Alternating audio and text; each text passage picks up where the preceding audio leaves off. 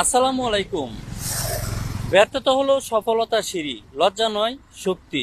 সফল মানুষদের জীবনী ঘাটলে একটা জিনিস স্পষ্টভাবে বোঝা যায়, তারা সবাই কোনো না কোনো পর্যায়ে ব্যর্থ হয়েছিলেন। ব্যর্থতা মানে থেমে যাওয়া নয়, বরং শেখার সবচেয়ে বড় সুযোগ।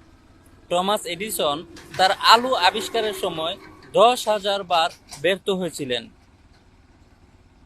তিনি বলেছিলেন, I have not failed, I have just found 10,000 ways that or not work. অর্থাৎ আমি ব্যর্থ হয়নি, আমি এমন 10,000 উপায় আবিষ্কার করেছি যা কাজ করে না। আমাদের সমাজে ব্যর্থতা অনেক সময় লজ্জার বিষয় মনে করা হয়, অথচ যারা বড় কিছু করতে চায় তাদের জন্য ব্যর্থতা একটি অপরিহার্য ধাপ। ব্যর্থতা থেকে আমরা শিখি আমাদের পরিকল্পনায় কোথায় ঘাটতি ছিল, আমাদের মানসিক প্রস্তুতি কতটা শক্ত, আমরা আসলে কতটা চাই সেই স্বপ্ন পূরণ করতে। আপনি যদি একবারও ব্যর্থ হন তাহলে ধরে নিন আপনি অন্তত চেষ্টা করেছিলেন। চেষ্টা ছাড়া কিছুই সম্ভব না।